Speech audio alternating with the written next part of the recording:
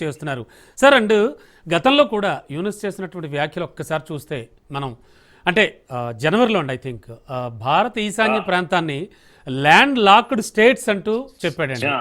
అంటే land locked states అని open statement ఇవ్వడంలో ఉద్దేశం ఏంటండి?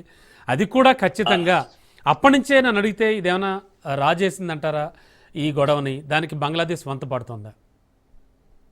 అంటే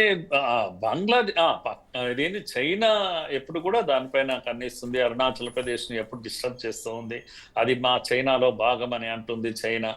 కనుక దీన్ని బేస్డ్ గా చైనాకి వెళ్ళినప్పుడు ఆయన ఏమన్నాడంటే, చిన్న భూభాగం అది చికెన్ నెక్ కట్ చేస్తే మనము ల్యాండ్ లాక్డ్ ఇది భూభాగం, ఇది ఇండియా, ఇది నార్త్ ఈస్ట్, కనుక ఇది మన వశం అయిపోతుంది అనేటువంటి ఒక ఒక ఉద్దేశాన్ని ఆయన వ్యక్తం చేస్తున్నాడు. కనుక అది ఇది అంత ఈజీ విషయం అయితే ఏం కాదు.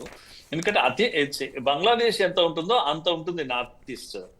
కనుక 4000 కిలోమీటర్ల బార్డర్ ఉంది అండి మనకు, ఇండియాకు బంగ్లాదేశ్ కు మధ్యన. అసలు ఎవరు ల్యాండ్ లాక్డ్ అంటే, ఇండియా లాక్డ్ కంట్రీ బంగ్లాదేశ్. నువ్వు ల్యాండ్ లాక్డ్ అని నార్త్ ఈస్ట్ అంటున్నావు, కానీ ఇండియా లాక్ వేస్తే నువ్వు ఎక్కడ పోలేవు. నీ చుట్టూ ఇండియానే ఉంది కదా, నువ్వు ఎక్కడికి వెళ్తావు? అసలు సముద్రం దగ్గర వచ్చి మనం నిలబడితే, మన విక్రాంత్ లాంటి ఒక షిప్ వెళ్ళి అక్కడ నిలబడి, పైగా సార్ యూనస్ అన్న మాటల్లో, జనవరిలో ఆయన అన్న మాటల్లో బంగ్లాదేశ్ సముద్ర రక్షకుడట. చైనా పర్యటనలో ఆయన చేసిన వ్యాఖ్యలు అంటే అవును ఎస్ సార్. అదే ఇవన్నీ ఆయన మాట్లాడుతున్నాడు, చాలా తన స్థాయిని మించి మాట్లాడుతున్నాడు.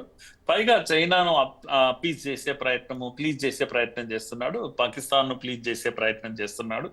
ఇవన్నీ చేసినప్పటికీ కూడా భారత్ యొక్క బలము అప్పట్లాగా లేదు. ఇప్పుడు భారత్ మొన్న పాకిస్తాన్ తో మనం సాధించిన విజయం తర్వాత మనం ఇప్పుడు ఎక్కడో ఉన్నాం. కనుక వీళ్ళందరికీ తెలుసు ఇదంతా అయ్యే పని కాదు అనేటువంటి విషయం కూడా వీళ్ళకి బాగా తెలుసు.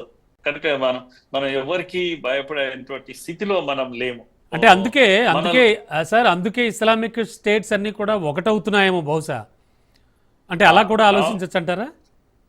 అంటే పాకిస్తాన్ ఉంటే అవకాశం ఉంటది. ముఖ్యంగా టెర్రర్ కంట్రీస్ వేరే ఉన్నాయి. ఇస్లామిక్ కంట్రీస్ లో సౌదీ గాని ఇతర కంట్రీస్ అన్ని కూడా మనకు అనుకూలంగా ఉన్నాయి. వాళ్ళకన్నా ఎక్కువ మనతో బాగుంటారు. ఆఫ్ఘనిస్తాన్ కూడా కరెక్ట్.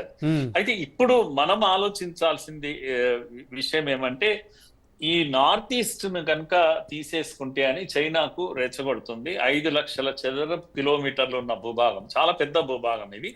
బ్రహ్మపుత్ర నది అనేది అదొక వరం. అది కనుక ఇవన్నిటిని కూడా చూయించే ప్రయత్నం చేస్తుంది. దాంతో పాటు లాలిన్ మోడ్ అని చెప్పేసి ఒక భూభాగం, చిన్న భూభాగము బంగ్లాదేశ్ చైనాకు అప్పచెప్పింది. అక్కడ అదొక ఎయిర్ బేస్ అది. కనుక అక్కడ ఒక చైనా ఎయిర్ బేస్ తయారు చేసుకున్నది. అణు రియాక్టర్స్ ను కూడా అక్కడ పెట్టేటువంటి ఒక ప్రయత్నము చైనా చేస్తుంది. కనుక బంగ్లాదేశ్ చాలా నటోరియస్ గా వ్యవహరిస్తుంది. అంటే ఓ రకంగా ఇవన్నీ కూడా భారత్ కు ప్రమాదకరమైనటువంటి సూచనలు ఇవన్నీ కూడా. అందుకే ఇప్పుడు భారత్ చాలా సీరియస్ గా తీసుకున్నది ఈ విషయాన్ని. మనం కూడా అషింపురా అనేటువంటి వెస్ట్ బెంగాల్ ఎడ్జ్ లో ఉంటుంది, కంప్లీట్ బార్డర్ లో.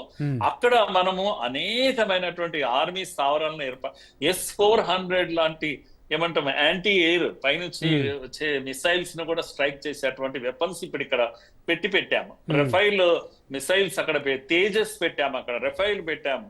తర్వాత అస్సాం బెటాలియన్, తర్వాత ఈ బిఎస్ఎఫ్ బెటాలియన్స్ అన్ని కూడా అక్కడ జమ చేశాం మనం. కనుక మనము మన ప్రిపరేషన్ మామూలుగా తేజ్పూర్ అనేటువంటి ప్లేస్ కానీ, అషీంపూర్ అనేటువంటి ప్లేస్, తేజ్పూర్ ఏమో అరుణాచల్ ప్రదేశ్ లో ఉంటుంది, అషీంపూర్ ఏమో బెంగాల్ దీంట్లో ఉంటుంది. ఇవన్నిట్లో కూడా పెద్ద ఎత్తున మనం ఆర్మీని అక్కడ పెట్టాం. కనుక చైనా కూడా భయపడుతుంది, ఇది ఇండియాతో పెట్టుకుంటే పెద్ద దీని వల్ల ఉపయోగం లేదని కూడా ఉంది. కనుక మన ప్రిపరేషన్ ఎక్కడా తక్కువగా లేదు. చైనాకు ఈ విషయాలన్నీ కూడా తెలుసు. S-400 లాంటి వెపన్స్, రఫైల్ లాంటి వెపన్స్ ఇవన్నీ కూడా మన పాకిస్తాన్ లో రుచి చూసాయి. మన ఆకాశ్, మన బ్రహ్మోస్ లాంటి మిసైల్స్ అన్ని కూడా పాకిస్తాన్ మీద మనం ప్రయోగం చేశాము. ఇప్పుడున్నటువంటి పరిస్థితుల్లో చైనా ఎక్కడ కూడా ఇదేంటి బంగ్లాదేశ్ కు సహకరిస్తుంది అనే అవకాశం లేదు.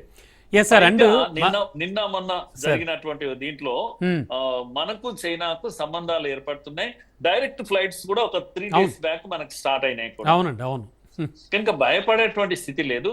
కాకపోతే మధ్యన పాకిస్తాన్ అతిగా వ్యవహరిస్తుంది కనుక ప్రమాదం అంటూ ఏదన్నా వస్తే మళ్ళా పాకిస్తాన్కే వస్తుంది. కానీ ఎందుకంటే ఆపరేషన్ సింధూర్ అవును, ఏదైతే 2.0 వెయిటింగ్ లో ఉంది. పాకిస్తాన్ కు తెలుసు ఈ విషయం, ఊరికే కవ్వించడానికి చేసేటువంటి ప్రయత్నాలు తప్పితే దీంట్లో ఏం లేదు. ఫిబ్రవరిలో ఎన్నికలు రాబోతున్నాయి కనుక లెటస్ హోప్ కొత్త ప్రభుత్వం వస్తుంది.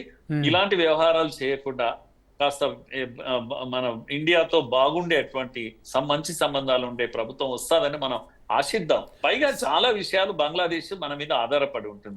మనం అనుకుంటే ఒక అదాని కంపెనీ అనుకుంటే బంగ్లాదేశ్ కు కరెంట్ పవర్ ఆగిపోతుంది. ఇలాంటివి చాలా విషయాలు ఉన్నాయి. మనం చాలా బట్ కరెక్టే అండి, అంటే మీరు అంటుంది కరెక్టే. అయితే